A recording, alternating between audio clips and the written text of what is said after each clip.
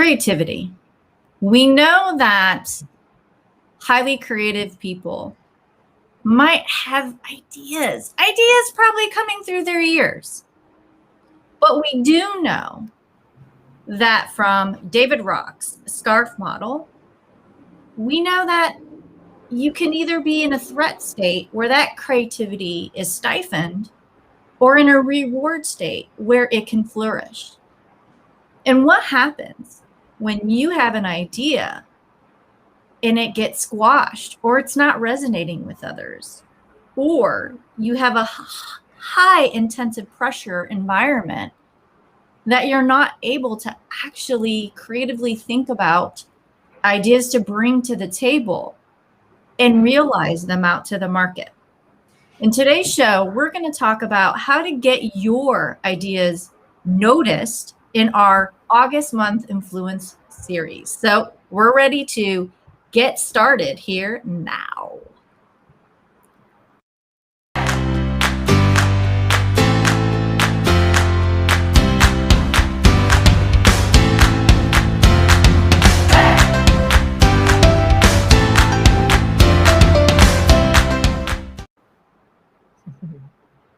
Okay, we are back. I know I'm like shifting between all these. I still haven't mastered this. It's one of those things in there. But hey, so we're going to talk about today's topic, as you can see here, how to get things noticed. And those of you that are joining us today, either on LinkedIn, either on my profile or Roxana's profile, welcome. And those of you that are watching us as well on our Game Changing Work YouTube channel, which is that link right there, hello, and also our other social media platforms that we stream. Now, let's get started on today's topic. Now, for you, Roxana, and I, when it comes to talking about getting ideas noticed, this is a space that is pretty much personal in a way of being a challenge, especially for us being game changers, where it's our natural inclination to always see possibilities and ideas about everything. It's almost like we're obsessive about it once it gets started. And I know I've shared a lot about that, but what's probably one of the things that what really drove you to, about this topic that we're going to talk about today, of really helping others get their ideas noticed? Well, because it's, first of all, it's a topic, again, because I'm personally connected to this space. Like ideas, for me, it's like breathing. They will always be there. And I realized, and especially back in my corporate days, it wasn't always easy to sell ideas and to talk about ideas, to even get the space to talk about ideas and communicate them, especially when it comes to something new or different that you want to do. And I've seen a lot of people refraining from expressing ideas just because they didn't have the space. And I think we're missing out on so many, maybe revolutionary, maybe innovative, or maybe just a better idea of how to do things differently and more efficiently, just because we don't have people expressing them enough or not the right way so that they engage hearts and minds, right? That's the trick. And today we're going to talk about some of those really secret traits of highly creative people, which is going to lead into what I talked about in the intro. We're going to share the SCARF model and why that could create a space and environment that might not perpetuate that comfort zone, right? Someone or the group of people might be more in that threat zone. That's not going to put us more in that creative mode and not want to really dive into ideas and help realize them as a team. One of the things that we notice is, especially when we dive into the GC index and understanding that for really true ideas to come to life, you need a group of people to be able to help focus and get them action, so to speak, right? Because you and we come up with ideas, we can make sense of it, but we're not always really good at how to implement those ideas, and we need help. If I was to say, who am I going to call on? I love calling on a strategist implementer or an implementer strategist to help me think about those aspects of my idea. So I know that it's a good idea that can be realized, right? And it's easier to sell with others. And we're going to talk about the suggestion model, which talks about one of those steps, being able to help with those that are wanting to understand the results of that idea. So we got a lot of cool things that we're going to start with, and I'm just go ahead and share some. We got some visuals, folks. Woo-hoo, visuals. All right, so here are some creative secret traits that some of you may or may not be aware of highly creative people. And I wanted to start from this because I thought it was interesting when you think of polymaths, right? And these are a group of people that when you think of like science and creative, they don't see a separation. They see it actually together. And this made sense because I'm a science major. And when I looked at science, I looked at science in a logical but a creative way and saw the different possibilities. And that may or may not always be the case. When I was with a lot of folks, when I was taking courses, they didn't always think the same way that I did, right? They're more linear in their approach to science. And I was like, oh my gosh, that makes sense. Exactly. Yeah. I think that's what, that's what makes sometimes, you connect on this level. I think everybody here today who's more creative or who resonates with that side of creativity, they will resonate with that. It's almost like you speak the same language. They get it. It's that relief. You get me.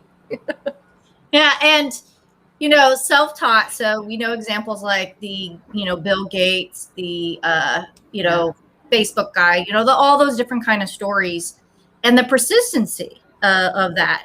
But the related to that persistent is that they don't like that rejection. Mm-hmm. And so this is where it kind of ties into is how bad do you want it, right? In order to keep going, because those of you, and I think for even myself, depending on how much I'm attached to something, I might give up. Yeah. Because it's just too much of a fight against trying to get everyone to see what I see. Because I get frustrated. I know you probably do as well. You're probably the only one that I can share things and at least they get received. And we hash them out. I always say anybody that's a game changer, it's like we need game changer support. And if you don't know what a game changer is, we're going to talk about that in a second. Now, getting the best ideas at rest. And they talk about this all the time. And this is when we talk about being in spaces where there's a lot of pressure. And again, going into, which will show the SCARF model in that threat state, this is a direct correlation where why do you have your best ideas when you're mowing the lawn, taking a shower, doing something completely random that has nothing to do with work? And you wonder why there's ping pong tables and all these really cool things in highly creative workspaces is because they know those are where the ideas come from. But why don't they have that in other spaces? Why does it always have to be in the creative spaces at work? Have you ever noticed that? Which reminds me, by the way, because people have been working from home for so long now, and think about it this way as well, because a lot of them have been more productive. And the stats out there say that, like a lot of people say, I'm more productive when I work from home, even if I'm not the kind of person I need to talk to people. I need the interaction, but I am really more productive and more efficient when I work from home. And that's another thing, talking about the space, because people have been, more quiet space, or maybe I have a space where I really can focus. I get there, I stay there, I work then, and that's where I can get creative. Or I have more flexibility and I go out for a walk. And then I get those ideas flowing, and then I get more solutions in my mind. So I think that is what you said now is so essential, especially right now with people figuring out how we're going to work, hybrid or office or home. And having a ton of ideas. Now, you probably might wonder is, what does this have to do with how to get your ideas noticed? Well, when you start to think about where the highly creative, this is kind of the zone and the traits, what does that look like in the environment that you're in that's even creating that space, right? So it's I always say when we talk about design thinking and empathy is getting into the space of the creative, and maybe you are the creative or you're supporting creatives and these are their secret traits. How are you helping accelerate and amplify that creativity in the environment that you're in today, regardless if it's virtual or a physical or not? And so when we start to talk about influencer, we always say start with yourself and know thyself versus working outwards. And this is why I wanted to start here first. Now, here's the thing is getting into the SCARF model. Let me see if my little thing will move. Okay, so I found this cute little visual from modernthinkers.com. There's tons out there if you Google.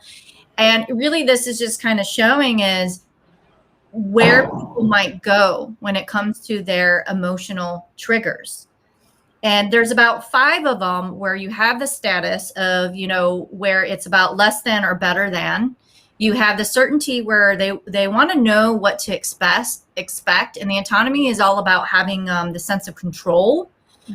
And then you have relatedness, which is relating to others in groups with and without. And then the fairness is really about the perception of a fair exchange. So imagine when you're having conversations about sharing your idea or receiving an idea, where it might go in that situation. I think I can play back a lot of times, especially with us being game changers, that we have radical ideas. And we might have an idea that's so radical that you have somebody that wants to know what to expect, and we did something that is so different that we require a lot of change, and we already put them in a threat state because they can't wrap their heads around it. It's too different. It requires so much radical change for them that's not a motivator for them. It's actually a demotivator for them. These might be the people that don't like constant change. Maybe their change rate is every 5 years, for example, right? And so when we start to kind of understand these aspects about these emotional triggers and where it's going to trigger in that limbic system of the emotional state, is it going to put you in a threat or reward? That's going to be very helpful. So let's think about when we talk about how to get your ideas noticed. If you take the perspective of this SCARF model, and this is just one example, and we're going to show this one, the GC index, and that suggestion model today, is that if you think of the person that is highly triggered by status, what would they need to hear, right? As you're providing that idea, right? So if they are caring about being able to do something better or being able to have less of something, how would you position that idea? Right? And I think exactly. And it's goes back to what I was saying before the show. I was lucky that I got into the space of learning and development where I was designing and delivering a lot of development programs for different levels of managers, senior managers, partners, or people at the beginning of their leadership journey. And that's what helped me structure, because there's a game changer. You come up with all of these radical ideas, as you said, and then you don't think, well, who are you talking to? Why would they be interested? Why would they be feeling threatened? What would be the benefits for them? What are they likely to feel when you talk to them about it?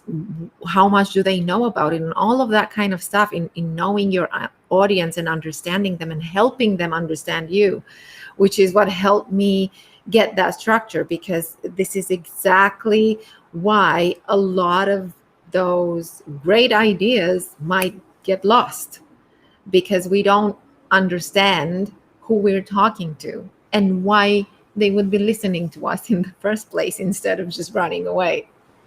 Yeah, and those of you that are watching right now or watching the replay, comment right now if you're familiar with David Rock's, the Neuro Leadership Institute SCARF model. They teach this in the brain-based coaching program. I was in that program, and part of the model of coaching, they have you consider these the SCARF model to when you are working with other people, because if you're trying to drive insights or trying to help them move towards a goal, you want to consider what's actually going to, I would say, demotivate them versus motivate them and moving forward. I think this is the same philosophy if you're trying to share your idea and get others along, is think about this SCARF model. So let me know your thoughts out there. If this is something that you can see in some of the conversations that you have that maybe you have never paid attention to, right? Have you ever paid attention to what is actually going to reward the group or put them more in a threat state when you're sharing those ideas? Now, it's a lot different when you're in a brainstorming think tank. Let me just put that preface, because if you're in a group that you're all about brainstorming and ideation, you're probably already in a safe space that no one's really going to be in a threat if you come up with this radical idea, because you're already used to that as a group. Yeah. So let's talk about a situation that isn't really like one of those brainstorming think tanks or R&D, right? Where a lot of people are used to being, and you go outside of your area.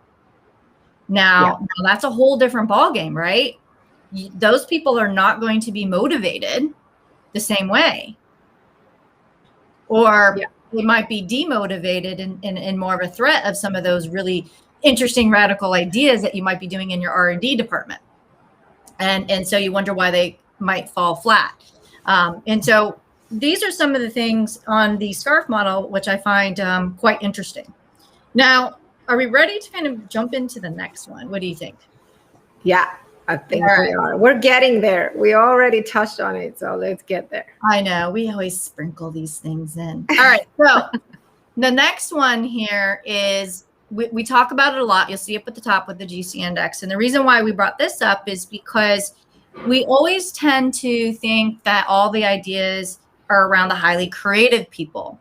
And I wanted to point out, to really get game-changing ideation, you really need a collective of all the different ways that people can contribute to not only thinking of the idea, making sense of the idea, making idea really shine, and then getting it to action. And then who's going to help actually get everyone to work with each other, right?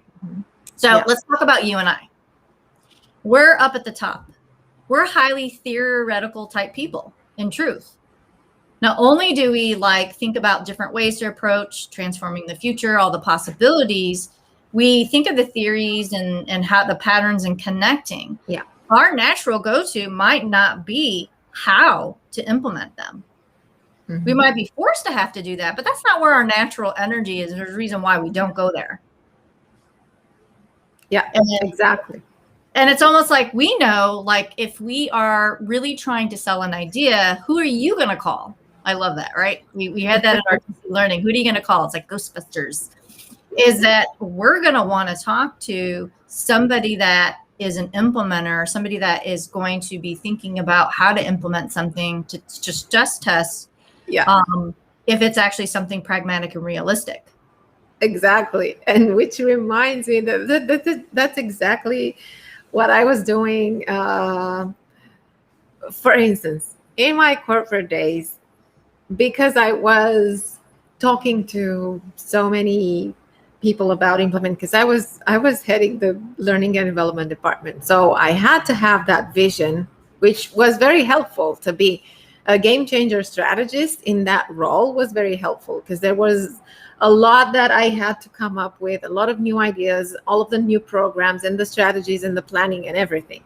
But then I needed to actually sell those ideas to the board so that they give me the money and the budget to implement those ideas and to have the people. I mean, bringing people on the team, for instance, that was one thing. So obviously what I was doing is I had my go-to people that I was debating ideas with and expressing ideas to. And one of the best ones were the people for me that I could talk to were the strategist polishers, because they could understand where I was coming from whenever I was saying, okay, here's what I was thinking. We can do this, and that. So at the idea level, they could get me. And then they could already see if we implement that, then it takes us there, and how it contributes and how we can develop it further and how we can make it even better. So they would be able to talk to me in a way that I wouldn't feel frustrated that, my idea is not a great one already. And we could work together to make it even better. Because sometimes this is what happens with somebody who's a game changer and has all of those ideas. Is like, oh, my idea is great. Why can't you see that it's great? And sometimes, yes, it might be great, but it can be even greater if you talk to the right person. Or if I knew I was having a conversation with, one of the regular conversations I would have was with somebody at the top of the organization, and then I knew that person was more of the strategist implementer. And then I knew I had to talk to somebody who was an implementer so that they get to ask me those tough questions, so I actually can prepare some of those answers for them. And whenever I talk to an implementer or somebody who has a high score in implementing, I don't know about you, but they always have questions that I don't have answers to, because I don't even think about them. It's in truth, sometimes I can get frustrated. So I have to be like, okay, good point. Right. Yes. It's like, I know they're asking questions that are valid, but I'm also frustrated at the same time, because I'm like, oh my gosh, why can't this just be easy? Why is this so difficult? But this is where a lot of times too, you have to kind of be mindful of when we look at these things. This is why we test the energies. I like to work with implementers that have some game changer in them. Mm-hmm. Because I need them to at least have some energy of seeing possibilities, and their change rate is more of something that is not so infrequent, but more frequent. Because if I'm talking to implementers that don't have an inclination high enough is in the game changer, which we have the scoring on there, I've noticed that they don't like change often. And so some of these ideas are always going to fall flat because they're all about business as usual and doing that. It's a hard sell, and it's a lot easier for me to sound my ideas to somebody that sees more of that possibility and change is possible. And they're more interested in participating in the conversation. So you kind of have to find, when I say, who are you going to call, is find the right people. Now, you might know this naturally, that you've had people that you do have go-to. How many of you guys have go-to people that you sound your ideas about something, or there's a problem that you're trying to solve, or anybody, right? There's always these go-to people that can receive what you're saying, but at the same time, they give you that biased ability to poke holes in it and so forth. But you feel like you're progressing forward to that extent of that idea, right? It's not getting squashed, so to speak. And if it does get squashed, it's in a way where you actually made a decision that it makes sense to not move forward with it based on what they provided in that feedback. That's one of the things when it comes to the game-changing index, where I find really helpful is it really starts to open your eyes to why somebody may or may not be better at working with, if you're not really sure who that might be, right? And that's where, when it comes to the impact energy, it's where you want to focus your energy in making a contribution. And so for me, as a game changer strategist, I'm looking for those that are going to help me sell that idea. And most of the time it gets squashed because people can't see how it's getting implemented. They can't see it. Yeah, I agree. And as you were saying that, I was thinking, surprise. I was thinking that a lot of the times people who are in this creative space and in the idea space, they see an idea, they get excited about it, and one of the things that they do, if they also have the space to do it, they just go for it, and they don't prepare enough to communicate it properly to the people that they will need to get involved so that they can also implement that idea. So because they get all enthusiastic about it and all excited about it, that's how it feels, right? You know it's good, you know it's gonna work, you know what benefits it's gonna bring, and you just jump head first. And sometimes that's not helpful, because you have to consider all of the other people that are going to help you implement that idea and take it to the next level, and you have to get them on board. And Yeah. preparation is like halfway. You're there if you prepare properly to communicate that to them. And this is really about getting to action to meet particular goals. So when we're talking about in this context, it's highly beneficial when you're thinking in teaming, which is common in agile. Teaming is, I think, pretty popular just as a systems of systems and corporations in general. Is that you want a nice mix of a group of people and really understand how they can contribute and come to the table. Yeah. And this is what it helps. But I love where you're going with when it comes to language and behavior. And one communication model, which I find quite interesting, is the next one, which is the lab profile. Now, I'm going to be talking about that. Actually, I'll put in the captions now. Next week, I'm actually at the Women in Agile here, that I'm going to actually talk about this more in depth about what the lab profile is and how that the motivation pattern. So in this is just one of the many things that the words that changed mine. Love this book, Rochelle Charvet, and I really have dived into it because I came to this path in my life where I was going through life coaching, learning neuro-linguistic, and a lot of some of the stuff is not easy to consume for the average day person. And then I was like, great, I went through this life coaching, learned all these things, but I'm going back into corporate world, and how is this going to work? How is this going to be pragmatic to teach Scrum Masters, to teach other internal Agile coaches and other people how to help shift and motivate their teams? And that's kind of where I got interested in this lab profile, because I thought it was very pragmatic and applicable. Now, here's one, the suggestion model.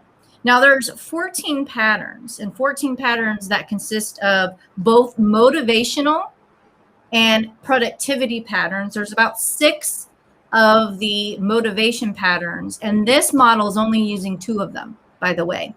And these are patterns that are really thinking about the direction based on the context that you're talking about in order to motivate someone either toward or away from, in that direction of how they think, or the source. They're either going to be making determinations internally, right? Where they're going to come from their own internal standards, or it's an external. They need facts and figures, or they need to know the results on something, or feedback. So we take these 4 steps in this suggestion model. So let's walk through it. Ready? Now, It's because some of you might be looking at this and go, wow, I kind of already did this. Yeah. Well, there is a direct part of language of what people say that drive particular behaviors based on your mental model, right? That you're unconsciously already making these decisions on how you're motivated or not. I think it's quite fascinating. So the first step is you make that a suggestion. So when you have an idea, you actually are coming to the table in a very suggestive way, which is part of the source motivation pattern of getting them to think that it is that you're making a suggestion so they decide if they want to do it or not. And so you can use words like, it's up to you. It's just something I'm recommending, or vice versa. But you choose a language where it's already just more suggestive and they have a decision. It's optional. right? For instance, one of the things that I talked to the managers in the Lead for Legacy group, because they're all about, yeah, okay, let's do this, and then let's find a solution and let's go for it. And it's like, okay, what if instead of making a statement and saying we should do this, because how many times do you shoot yourself and you're not doing anything? How about asking a question? What if we do this? Or how about we try this? Have we ever tried that? That can also create a conversation where the other people can step in and bring their own solutions rather than just adopt your solution and then not really think that it's going to work. And the one thing in this step is that while you are making a suggestion of your idea, you're actually going through all these 4 steps in what you're saying. So it's making the suggestion and then actually stating the problem that idea is going to either avoid or solve. So if you're thinking about it, hey, Roxana, I was thinking about this certain way, and it's just something for you to take or leave. It's your choice, but I'm realizing that it's going to save us time on preparation for the show, and how it's going to save us. Which you go into the benefits, boom, boom, boom, boom, and then they say, you know what? This is something that we can apply. It's only going to take about 10 minutes, and it's basically step. And that right there, you're going to see a big difference based on that suggestion. And it's something that you can say really quick. But that overall, why it's easy to do is for that external motivating people. And it's just a little bit of it. So they're really interested in, can I see the results of what you're saying? Mm-hmm. Exactly. And so this is where one of the steps, and there's a lot of things that are out there that I find quite fascinating, is that try it. Some of you, that if you're trying to actually introduce an idea or a concept with a group, I would love to find out if you tried using these 4 steps. Now, we didn't get into detail of like how all the words or what might have you. That would probably be a deeper dive at another time, and we just don't have the time for it today. But if you use this suggestion type of model and you use these 4 steps, what would the results be? So let us know. One is if you start introducing the SCARF model and thinking about those different emotional triggers, thinking about all the different types of contributions. Who are you going to call if you are someone that needs to make sure that your idea makes sense, or how it's going to be implemented, because you know the questions that people are going to ask, and you have somebody that you want to bring conversations, or this one on here. So this is definitely, I'll take this off and we can have our faces. Yeah. So I would love for all of you to, what are your thoughts on these, just a couple suggestions on how to get your ideas noticed and what that can change in your world?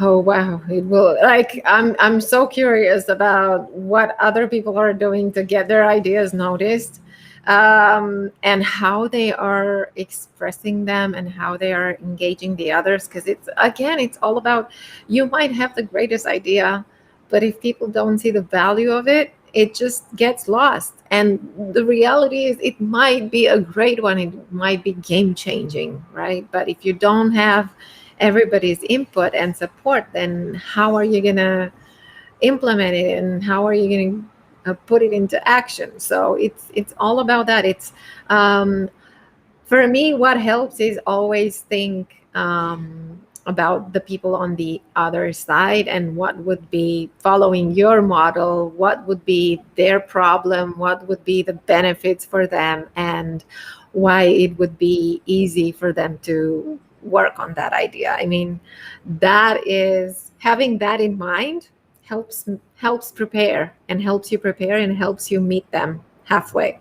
And all of them that we've showed today, it really is taking the 2 aspects that everyone talks about out there today, is empathy and really understanding the other people versus it being about you, and active listening. Because if you can understand what they're saying and the language that you're using, you can model that so that they're open. So if you think about the scarf model, and say, for example, you're highly rewarded with autonomy and say fairness. I'm just kind of, those are your high ones. But the group that you're talking to, certainty is where they either are going to feel more rewarded or they're going to go in a threat state, and you have this idea to bring forward. Are you going to come from it with autonomy and relatedness, or are you going to step into more addressing the certainty that you know that is what they're more concerned about, and you don't want to put them in a threat state? But you want to get them to feel like this is a reward to that idea. Exactly. Right? Or get them out of, if you want to think of the opposite, that problem. Think about this. That problem is a reward if you are able to solve that for them, right? So if you're talking to people that don't like uncertainty, what would be the best thing is you have a solution that solves for that, so they don't have to feel that way. Yeah. But you have to know that about them. So you have to, again, know who you're talking to. You have to listen and see what their problem might be so that you can address that effectively. Yeah, and all of these, even with the GC index, when you're starting to learn and you actually know what your impact energy and others, you still have to ask a lot of very curious questions. And so all of them really go into curiosity. And it definitely, I don't know where they get that saying, curiosity kills the cat. Like, seriously? Like, I would say it fattens the cat, right? Because there's so much more opportunity. Yeah. Curiosity fattens the cat. I'm renaming that. And I like that. Because when you get curious, you can ask specific questions that would allow you to understand where their mental models are or what they care about. You'll start to understand what are their triggers based on some of the questions that you ask and some of the words that they start to choose. It's actually quite fascinating. Now, you can, like, again, that suggested model is basically covering all bases. And you can use certain models like that just coming into the space. But then you still have to go back into active listening and seeing what they're saying afterwards, right? Yeah, absolutely. That is the first thing to do. Now, we have, for next week, we're going to continue the influencer series, and we're going to continue when it comes to the power of language. And we're going to continue about language that can help drive those behaviors and motivate change. Now, change is really big today because a lot of organizations, especially me being in the agile world, you have even OKRs, you have all of these things, digital transformation, everything is all about change. Let's just be serious. It's all about change, and it's a different kind of change. And so next week is all about how the power of language can help drive that and what are some of the things. And so there's a direct correlation. That's why our whole influencer series are kind of a build upon. And so next week, we're going to end up doing that. Is there any other key probably things with the group that you work with when it comes to change that they've been talking about that they're challenged with? Well, you've got all of the change processes, and communication is always big. Like, how do you communicate change? How do you communicate with your team? How do you communicate with them, with your direct managers? How do you communicate with clients? It's all about that. And surprise, surprise, language is going to matter, because all the time how we say what we say is going to make the whole difference in how people are going to interpret what we've just said. So that's where we can either avoid a communication breakdown or create a communication breakdown. Yeah, if you're not communicating, most of the time change is not happening. And if you're not careful about how you're communicating as well, because usually we communicate the way that we want to receive communication, but we don't think about what other people's styles are and how they want to receive our communication. Yeah. And so for your group, you have an event coming on, the 3 must-have communication skills for team Yeah. leaders. So that's a free live workshop that I'm going to do on August 26th. You can register. I'll put the link in the comments below. And yeah, we'll talk about the 3 must-have communication skills. And because you mentioned listening, I'm going to give it away right now. That is one of them. Because a lot of the times we talk about communication, we think about all of the things that we can say. We never instinctively think about all of the things that we can listen to. So yeah, listening is big. But I also have a promotion to the all personal listening skills course actually this week. It's half off, 50% off just this week. So I might put that link in the comments too. Yeah, let's do that. We never, everybody likes discounts. Come on. I don't know, right? but I'm always looking for coupon codes and discounts and everything. I love a good putting deal. it there. But so yeah, so I have so you have that. I have the Women in Agile, which Yes. I'm actually going to be talking more about these motivation patterns. So those of you, it's a South Florida Women in Agile. You can look up the meetup. I'll be talking there. I'm going to continue probably building upon this. This is something I'm actually quite interested and passionate about. So if you're interested in learning more about that and what I've been doing with it, message me and I'll be more than happy to share with you. And it's just an interest of mine these days, and I'm loving it. Now, don't forget, folks, all our replays, and we're still trying to figure out how to best categorize, because this is the first month that we're running actually 2 experiments in truth. One is we switched to Tuesdays. And we didn't get as much activity today as we did the other day. It's quieter today. Is there a direct correlation? But who knows? Maybe it's just a horrible topic. And hope you're on a holiday and listening to us from a beach or a cottage. Yeah, there might be a lot of those things going on. And then because here in the US, a lot of the schools are getting back in, so there might be a lot of things going on, last minute vacations. And then the other experiment is we're doing themes within the month. So like this is the influence series, and then we're going to do just particular buckets around that theme of influence. And so next month we're going to have a theme. Now Tuesday may stick. I don't know. You never know with the 2 of us change your mind or not. But if you have any feedback, do you like how we're doing the influencer series of doing a theme and then kind of sliding in relatable topics? Let us know. And do you like our Tuesday at 12:15?